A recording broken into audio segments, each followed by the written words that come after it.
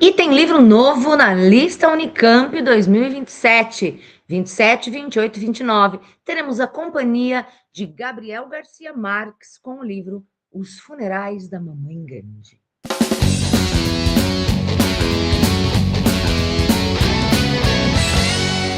Oi, pessoal, sejam muito bem-vindos ao canal Fala Pra Camões. Eu sou Ju Palermo, se você não me conhece. Se você não me conhece e é vestibulanda, você já está perdendo. Então, começa a me seguir aqui, se você ainda não me segue. E se você já me segue, por favor, deixa o like, né? Deixa um Oi, Ju, voltou, porque estamos iniciando com este vídeo a série dos livros novos do vestibular 2027, né? A gente tem 3 livros novos na Unicamp, 3 obras novas na Unicamp e 2 na FUVEST. E eu estou começando, então, os outros todos já tem aqui, tem a playlist, né? Unicamp 2027, FUVEST 2027. E estamos começando, então, os antigos já estão aí, já tem 6 obras da Unicamp, 7 obras da FUVEST. Eu vou colocar essas 2 novas da FUVEST e essas 3 novas da Unicamp ao longo do ano aí, né? Ao longo do primeiro semestre, conforme for terminando. E a primeira obra que está lida, analisada, terminada, prontinha para a gente falar, é Os Funerais da Mamãe Grande, do Gabriel Garcia Marques, o famoso Gabo. É muito engraçado, né? Porque ele tinha esse apelido entre os amigos de Gabo. E aí eu acho um barato o povo falando, o Gabo, como se fosse íntimo dele, né? Enfim, nunca fui íntima de Gabriel Garcia Marques, infelizmente. Mas gosto muito da sua obra. Sou apaixonada por 100 Anos de Solidão. Tenho, inclusive, um curso que você encontra o link aqui embaixo, de leitura guiada de 100 Anos de Solidão, que é um livro longo, que é um livro complexo, mas maravilhoso. E aí eu sei que muita gente queria ler 100 Anos de Solidão, tinha dificuldade ou medo, né? E aí eu fiz o curso de leitura guiada, né? Como eu faço no método Bisturi, que eu vou lendo o livro e vou explicando, vou lendo em voz alta e vou explicando tudo para você, se você tiver interesse. E eu recomendo, porque é um livro maravilhoso, tem link aqui embaixo. Mas estamos aqui hoje para falar de Os Funerais da Mamãe Grande, tá? Que é um livro, então, de 8 contos que está entrando no vestibular da Unicamp. A Unicamp está com essa coisa, né, de colocar livros na prova de literatura de língua portuguesa, literaturas de língua portuguesa que eles chamam, livros que não são originalmente escritos em língua portuguesa. Eles começaram essa palhaçada com Alice no País das Maravilhas, uma escolha que eu não canso de me dizer o quanto foi equivocada, né? Graças a Deus, agora que saiu Alice, eles colocaram na lista, no lugar, Os Funerais da Mamãe Grande, que aí, assim, eu realmente acho, né? Se é para botar um livro não escrito originalmente escrito em língua portuguesa, que seja um livro que faça um pouco mais de sentido do que um livro escrito por um pedófilo na era vitoriana da Inglaterra, né? Que seja algo mais próximo da nossa realidade, como vamos ver que Os Funerais da Mamãe Grande é. A gente tem também na lista O No Seu Pescoço, da Chimamanda, que são 12 contos, que é um livro originalmente escrito em inglês, né, por uma autora nigeriana. Tem vídeo dele aqui no canal, eu falo o que eu penso a respeito dessa escolha.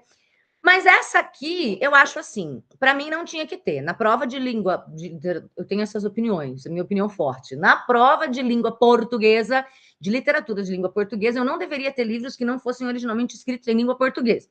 Mas já que é para ter, escolher literatura latino-americana, aí para mim faz muito mais sentido, né? Então, essa escolha é do meu agrado, aqui eu gosto, aqui eu concordei, aqui eu achei legal. Se é para ter, eu acho que não devia, mas já que é para ter, que seja pelo menos literatura latino-americana. Quem sabe um Cortázar mais para frente, quem sabe um Borges para dar desespero nos vestibulantes, né? E eles saírem correndo. Mas enfim, a gente sempre teve livros escritos no Brasil, ou livros escritos em Portugal, ou mais recentemente livros escritos em português em países africanos que falam português, como é o caso de Moçambique, por exemplo, que a gente tem na FUVEST, né, agora o Balada de Amor ao Vento, da Paulina Chiziane, tivemos o Niquete também na lista da Unicamp, tivemos Jalmia Couto, também de Moçambique, na lista da Unicamp, com Terra Sonâmbula, na FUVEST também, tivemos de Angola, né, o Pepe Tela, né, com Mayombe, enfim. Esse é um do Gabriel Garcia Marques que eu não tinha lido, né? É uma obra dele que eu não tinha lido, fui ler para o vestibular e muito me agradou, né? Como eu disse, são 8 contos. Alguns contos são muito legais, outros são um pouco mais chatos e complexos.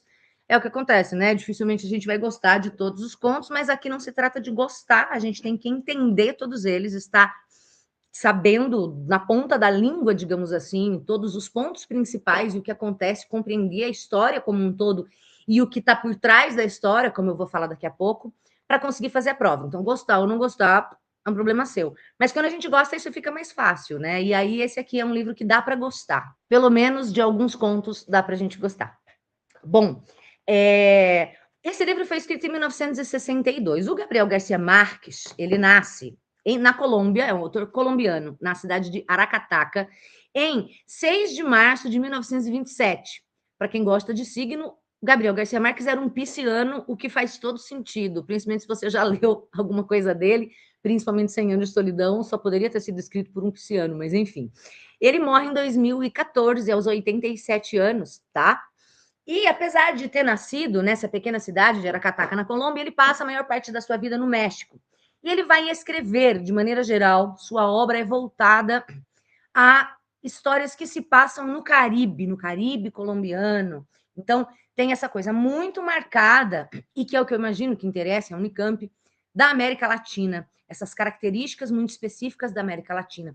É claro que sabemos disso, nós no Brasil somos uma, digamos, né, culturalmente falando, uma ilha, porque somos aí colonizados por Portugal, e estamos num mar de países que foram colônias espanholas e que falam espanhol. Nós temos essas diferenças culturais. Por outro lado, a questão da colonização, tanto espanhola quanto portuguesa, foi uma colonização católica, então tem essas marcas muito fortes, né? Estamos falando de países antigamente chamados de terceiro mundo, de subdesenvolvidos, então tem muita, a gente se reconhece, é tipo primo, né?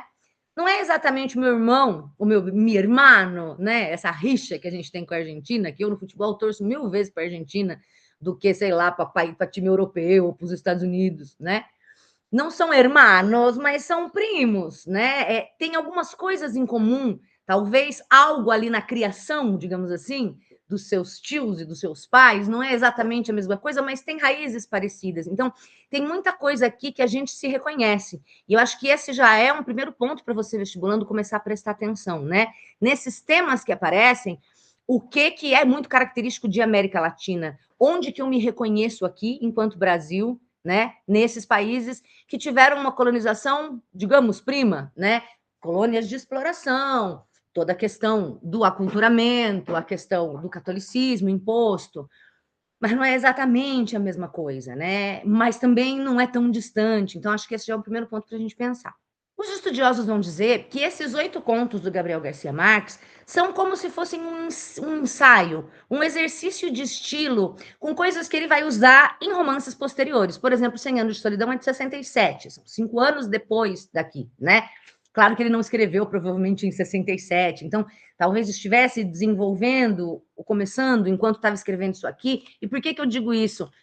Parece esse povo que comenta Big Brother e fica falando da Fazenda, né? Porra, fala do Big Brother, eu não assisto a Fazenda.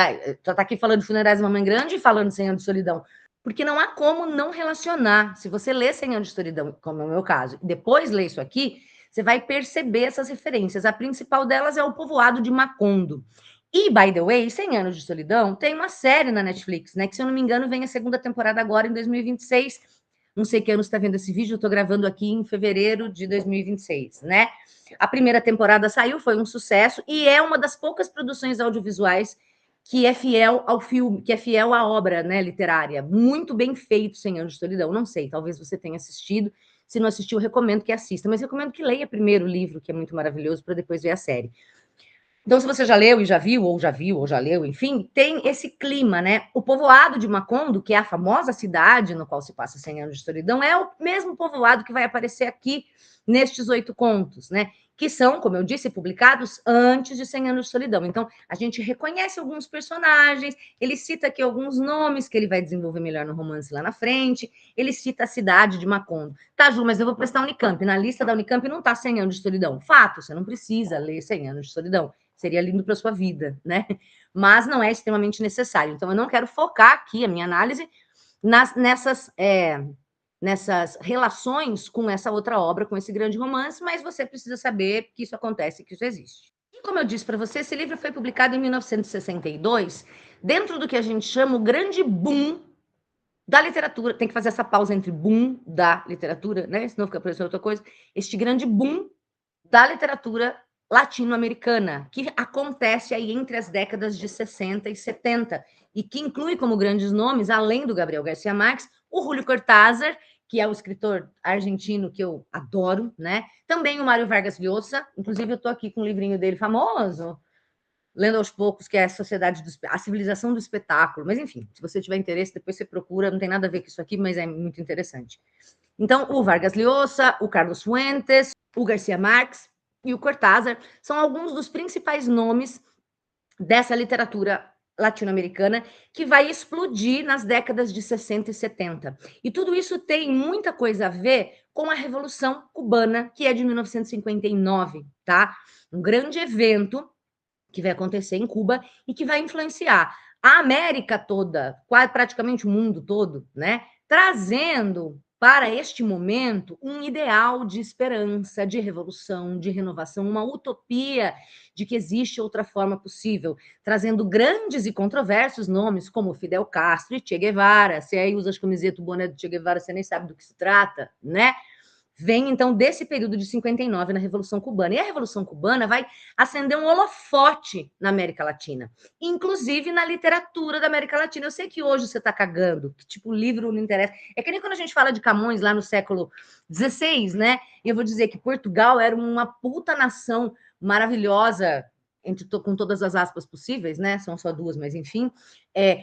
Cara, os caras com as grandes navegações, a pica das galáxias, foram os primeiros a pisar nos 5 continentes e tal, mas faltava uma obra literária. E hoje os alunos pensam, grande merda, quem se importa com a obra literária? Só que essa época, gente, pré-internet, pré-tudo, né? A obra literária que viaja, traduzida ou não, né? Representa, tem esse papel muito importante aqui nesses anos. Estou falando lá de Camões, mas estou falando aqui também. Década de 60 e 70 não tem internet. Então, a obra literária ela é muito mais importante para todo mundo, para a população no geral, do que era hoje. Então, quando se acende esse holofote na América Latina por conta da Revolução Cubana, as pessoas vão se interessar pelos autores, o que esse povo está escrevendo. E esses livros vão ser muito traduzidos, vão ser muito vendidos, porque eles estão intimamente ligados, né? A política e a literatura, nesse momento, estão muito ligadas. Essa arte chamada arte revolucionária, o escritor entende que ele não está escrevendo um livro só para te contar uma historinha. Não é só literatura fruição, não é só literatura para você se distrair. É uma literatura que tem a intenção de despertar a sua consciência política, né? E aí eu tenho vídeos aqui no canal em que eu falo, né? Eu posso ler só Machado, só tem que ler Machado de Assis, eu posso ler Carla Madeira, eu só tenho que ler Dostoiévski, eu posso ler uma Frida McFadden, né? Existem várias literaturas, várias intenções com a literatura, livros que a gente lê de fato para se desligar do mundo, e livros que são escritos com uma intenção contrária, de nos conectar ao mundo, de através daquela história ficcional eu parar e pensar, poxa vida, mas peraí, e repensar a minha realidade, o mundo que me cerca. Essa é a ideia dos livros aqui desse período.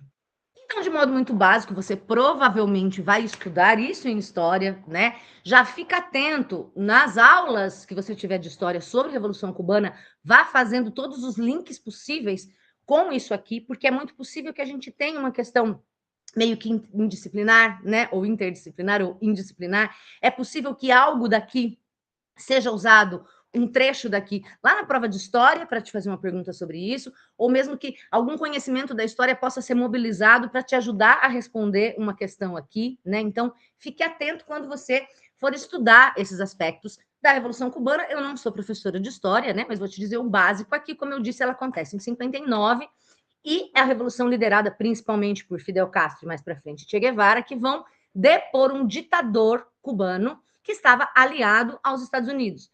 Quando Cuba consegue a sua independência da Espanha, ela vai depender economicamente dos Estados Unidos. E essa galera vai querer romper com esse domínio, né? Vai criar um governo socialista que vai ser hostil aos Estados Unidos, vai estatizar empresas estrangeiras, vai fazer reforma agrária. Então, entenda que neste momento a Revolução Cubana surge como um ideal de esperança de revolução, de utopia, de transformação para a América Latina. Olha, talvez seja possível um novo mundo, né? Com esse governo hostil aos Estados Unidos, em 61, os Estados Unidos vão impor o bloqueio econômico a Cuba. E quem que vem ajudar Cuba? 61, gente, estamos falando de Guerra Fria. A União das Repúblicas Socialistas Soviéticas vem ajudar Cuba. Então, entenda que também a gente está nesse contexto de Guerra Fria, essa coisa, olha que palavra nova no Brasil, a gente nunca ouviu isso, polarizada entre Estados Unidos e União Soviética. Isso também, quando a gente estuda as literaturas africanas e as independências das nações africanas, como Moçambique, por exemplo, né, em 75, e Angola, vai ter relação também, porque são países que vão romper com essa dominação da metrópole, e aí tá lá, Estados Unidos, União Soviética, quem que vai pegar, né? Porque quando você fica independente politicamente, sempre vai ter uma grande potência querendo te deixar dependente economicamente. Enfim, preste atenção a esses contextos e esses temas quando você estudar isso lá na sua aula de história, tá? Então, como eu disse, esse livro e outros do período, esse boom, né, essa grande explosão, esse grande acende, né, esse acender do interesse pelo que está acontecendo culturalmente na América Latina, vai ocorrer principalmente por conta disso, por conta do sucesso e do burburinho em torno da Revolução Cubana nas décadas de 60, um pouquinho 70, né? E é isso, as pessoas querem. Quem que é esse povo, né? Porque como que é lá, o que, que eles fazem?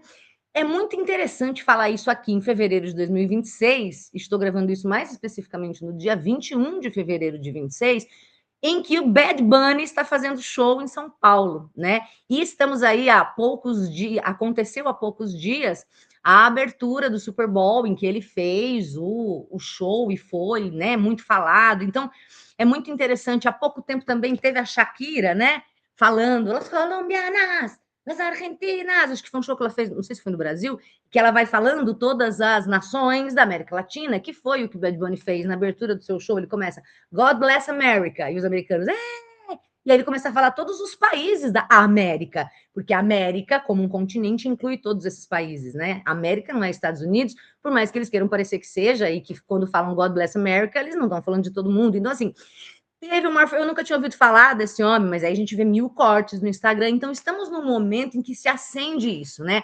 A capa lá do álbum dele, que tem aquelas famosas cadeirinha branca de plástico, as palmeiras atrás, as bananeiras. É isso um pouco do que eu tô falando, de você se reconhecer. Bad Bunny é de Porto Rico, né?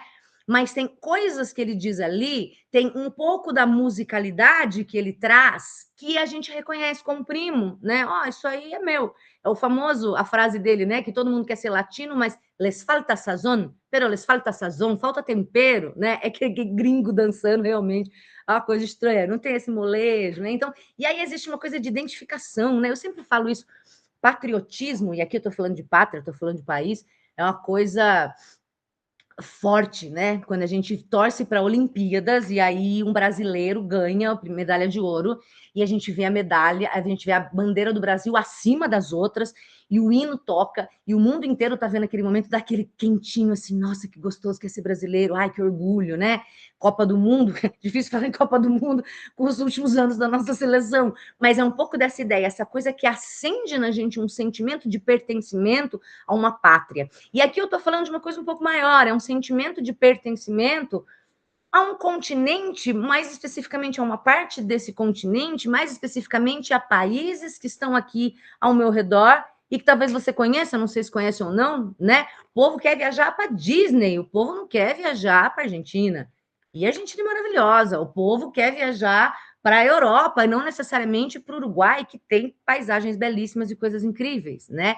Então, eu acho que a gente tem um pouco essa síndrome de vira-lata, para citar o nosso querido Nelson Rodrigues, e nesse momento, né, por exemplo, agora está na moda ser latino, e aí tem todas as celebridades do cinema ou da música que fazem muito sucesso nos Estados Unidos, que é hegemonicamente a cultura, né, que o mundo todo abraça, e aí tem esse reconhecimento, e olha, essa é latina, ele é latino, é a Jennifer Lopez, é a Salma Halley, nunca se falou o nome dela, tem um pouco disso agora, o Wagner Moura e Fernanda Torres sendo conhecidos mundialmente por causa do Oscar, do Festival de Cannes, enfim, em um pouco desse momento que nos lembra isso aqui. Então, fique atento com essas questões, né? São momentos em que parece que o povo lá em cima lembra, é verdade, tem um povo ali embaixo fazendo uns bagulho. É mais ou menos isso, né?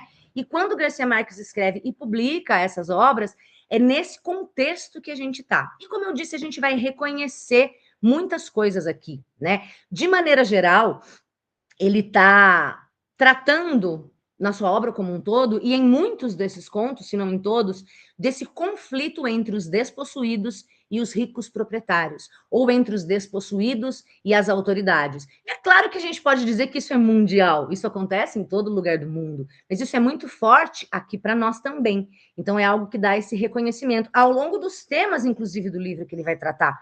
Escassez econômica, corrupção, isolamento. Então, aqui a gente está falando, às vezes, de um povoado isolado, mas eu posso ampliar essa percepção de um país isolado ou de um continente mais isolado em determinado sentido cultural, econômico, né? Então, perceba que temas de que ele vai tratar aqui, e é isso que a Unicamp espera de você, que você consiga reconhecer isso, tá? Corrupção, falar de corrupção, estamos acostumados, sabemos muito bem como funciona. Violência associada ao poder, associada à corrupção. A gente tem um tema que você também estuda nas aulas de história, que na América Latina é chamado de caudilismo, e no Brasil é o famoso coronelismo, todo mundo está ligado disso, e a gente tem obras, na verdade aqui no Brasil, anteriores, principalmente década de 30, né? Mas também 40, 50 e também 60, e ainda hoje acontecendo, que são os grandes coronéis, principalmente nos sertões, principalmente no Nordeste, mas não só nos interiores aqui, região interiorana, roça, né?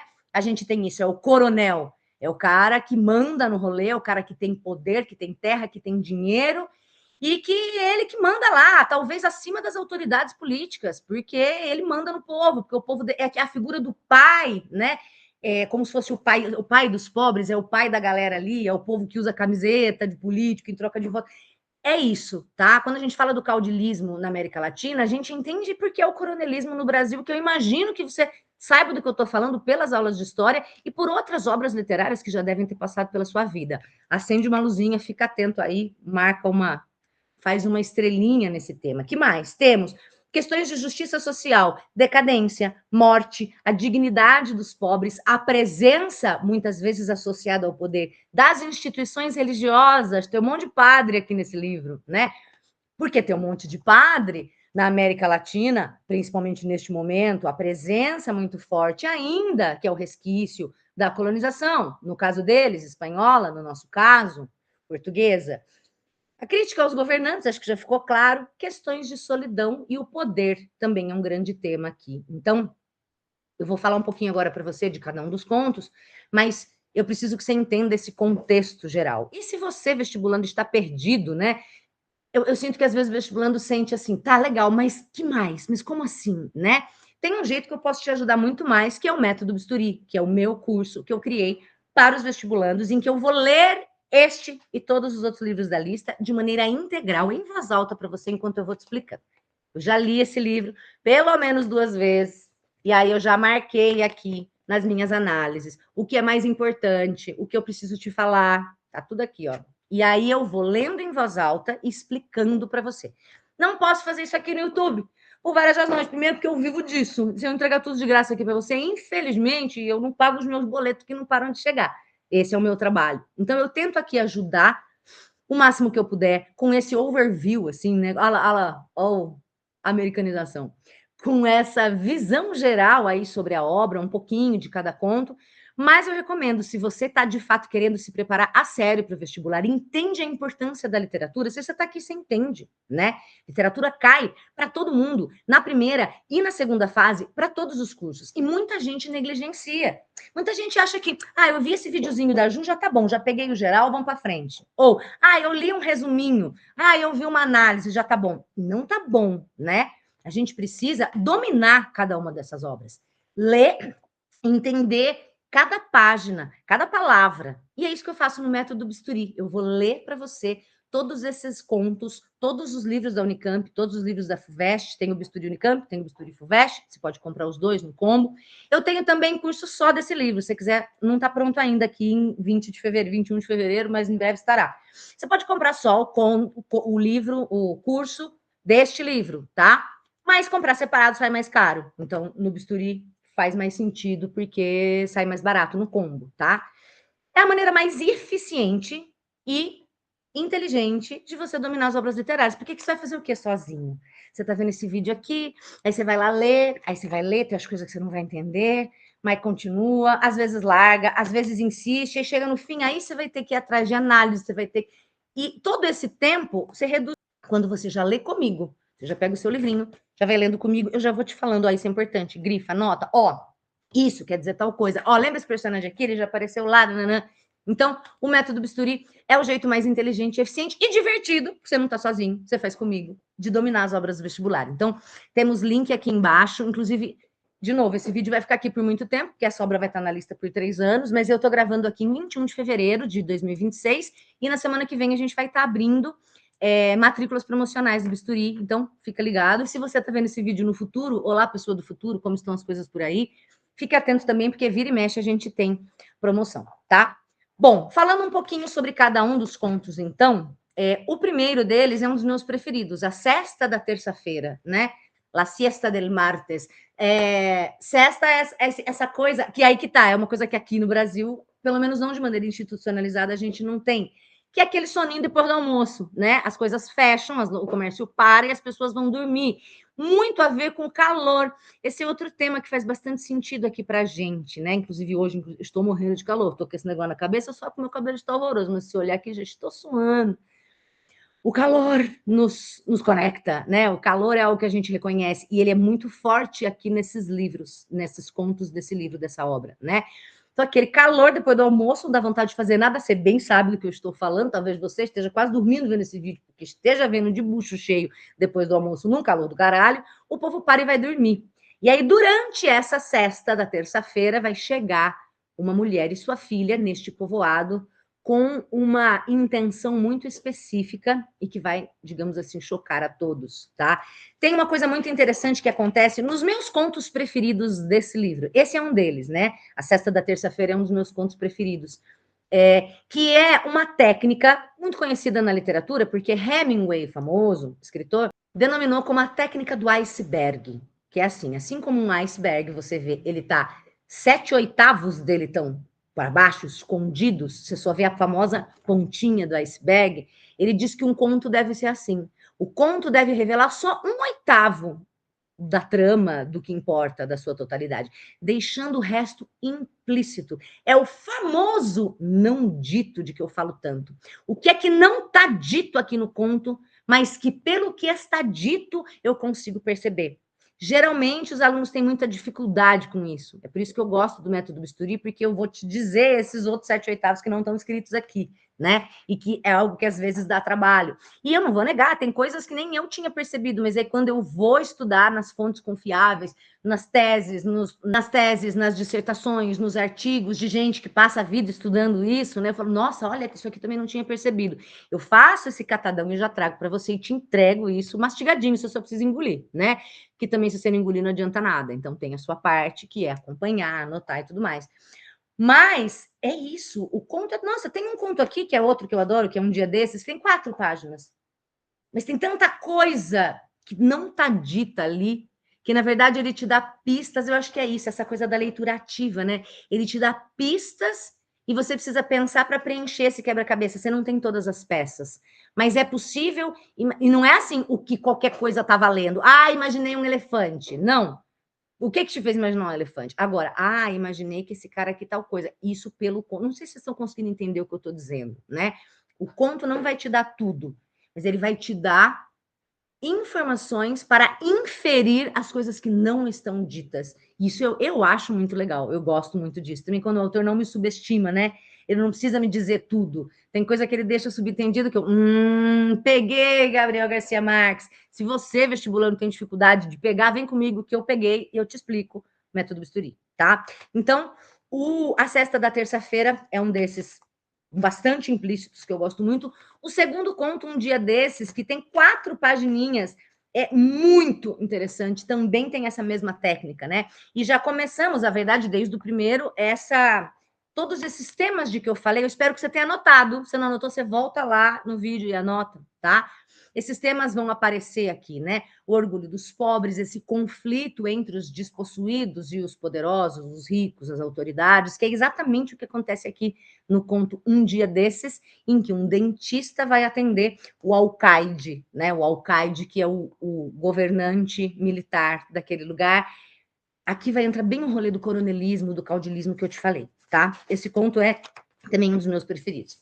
Aí vem um que eu não gosto tanto, que é o Nesta Terra Não Há Ladrões, mas que é muito interessante, porque este título, e de algo que vai ser dito aqui nesse conto, ele vai perpassar o conto todo nas questões que eu falei para vocês do tema da corrupção, né? Não, Nesta Terra Não Há Ladrões vai contar a história do Damaso, que é um personagem detestável, né? Um moleque de 20 anos, que mora ali com a Ana, sua esposa, que é, acho que 13 ou 17 anos mais velha que ele, está grávida de 6 meses dele, ela tem 37 anos, né? E ele é um escroto. E ele decide, numa noite, entrar no salão de bilhar da cidade, que é o único divertimento da cidade, para roubar alguma coisa. Só que não tem nada para roubar, é um povoado pobre. E ele rouba 3 bolas de bilhar da mesa de bilhar.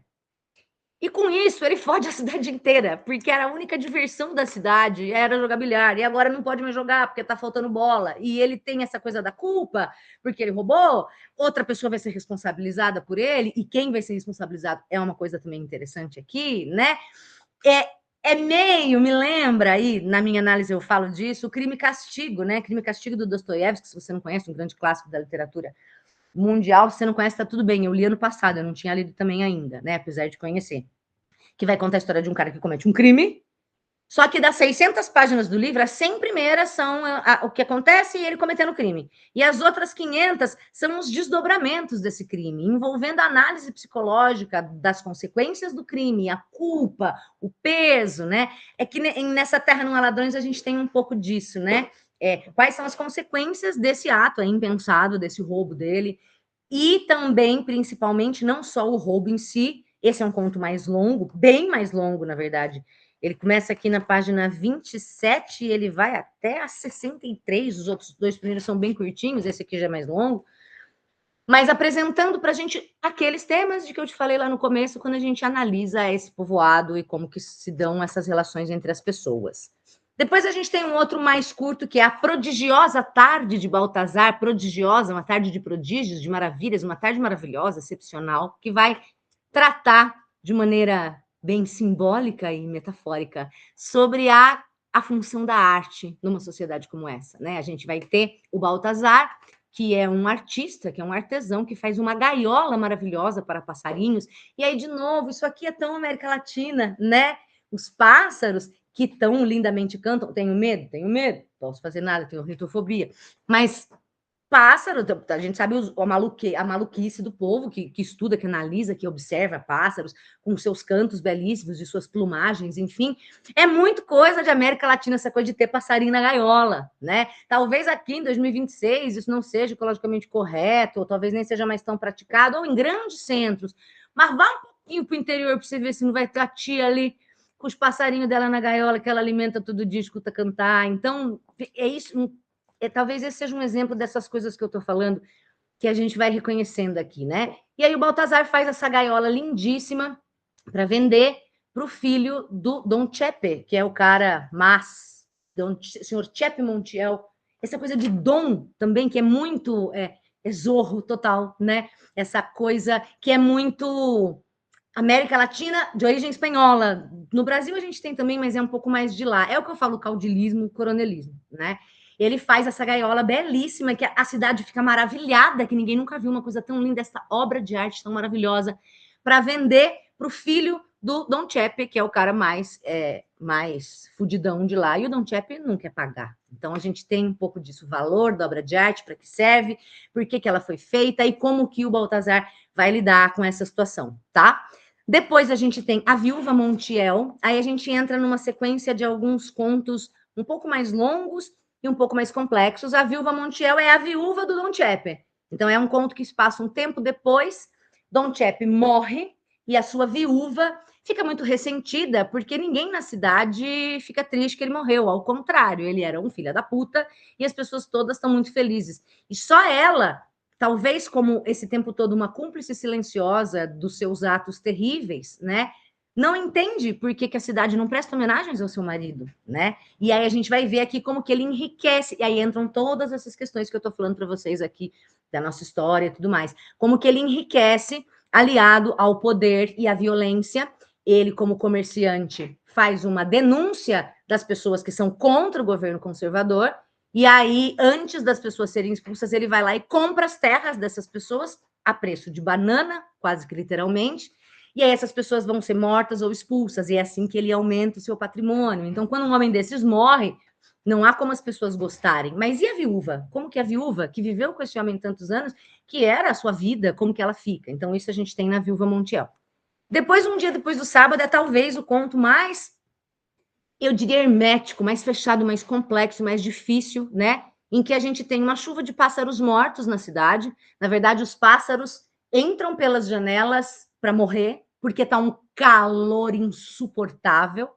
E aí a gente tem uma mulher, que é a Rebeca, né, uma senhora, que é o nome que aparece lá no 100 Anos de Solidão. A Rebeca inconformada, querendo entender o que está acontecendo, e temos também a figura de um padre que já é bem velhinho, já bem idoso, que afirma que viu o diabo 3 vezes e que vai ver nessa chuva de pássaros mortos algo parecido com o Apocalipse.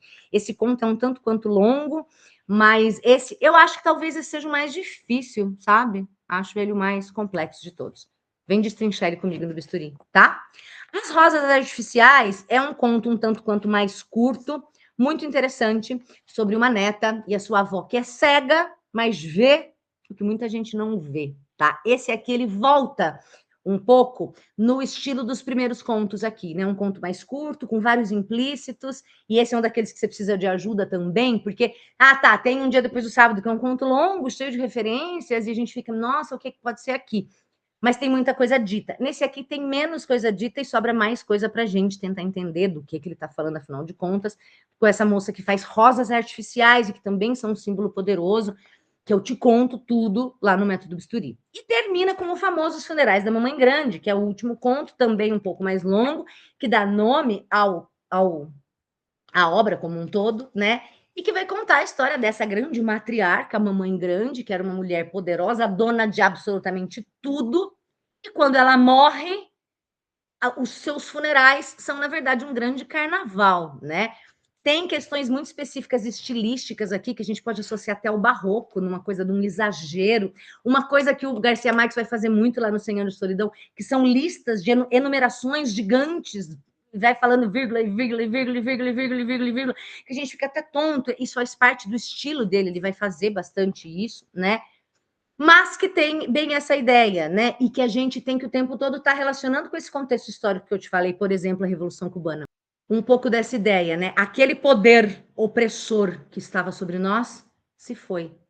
Temos a esperança de um tempo de alegria, que é bem o que acontece com a Revolução Cubana. Então, esse conto é como se fosse uma metáfora para isso também.